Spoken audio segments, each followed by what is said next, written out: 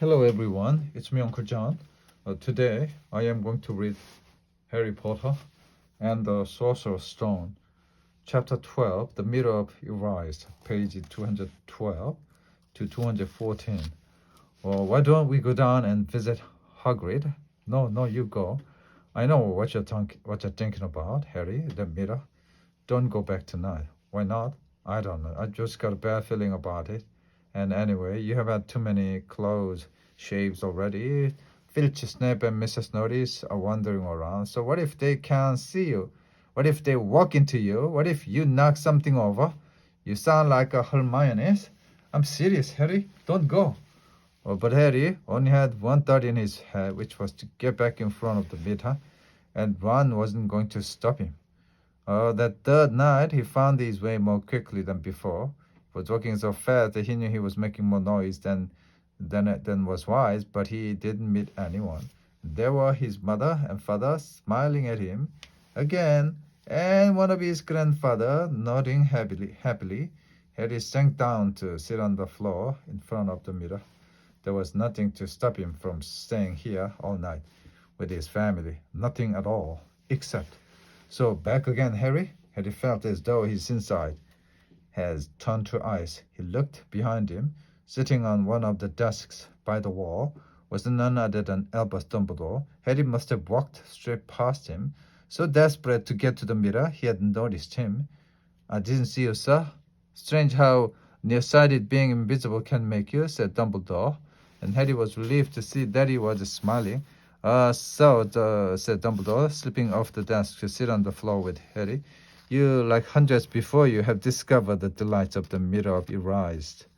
I didn't know it was called that, sir, but I expect you have realized by now what it does. It shows me my family, and it showed your friend Ron himself as head boy. How did you know? I don't need a cloak to become invisible, said Dumbledore. Now you can think what the Mirror of Erased shows us all. Harry shook his head. Let me explain. The happiest man on earth would be able to use the Mirror of Erased like a normal mirror. That is, he would look into it and see himself exactly as he is. Does that help? Harry thought. Then he said slowly, it shows us what we want, whatever we want. Yes and no. Quietly, it shows us nothing more or less than the deepest, most desperate desire of our hearts. You who have known your family, see them standing around you.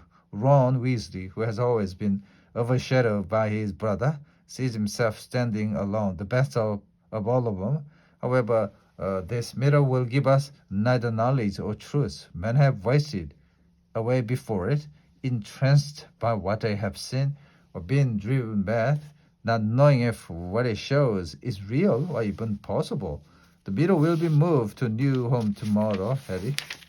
And I ask you not to go looking for it again. If you ever do run across it, you will now be prepared. It does not do well to dwell on dreams and forget to live. Remember that. Now, why don't you put that admirable cloak back on and get off to bed? Harry stood up. So, Professor Dumbledore, can I ask you something? Obviously, you have just done so. Dumbledore smiled. You may ask me one more thing, however. What do you see when you look in the mirror? I see myself holding a pair of thick wooden socks. Harry stared. One can never have enough socks, he said. Another Christmas has come and gone, and I didn't get a single pair. People will insist on giving me books. It was only when he was back in bed that it struck Harry that Dumbledore might not have been quite truthful, but then, he thought, as he shoved Skibbles off his pillow.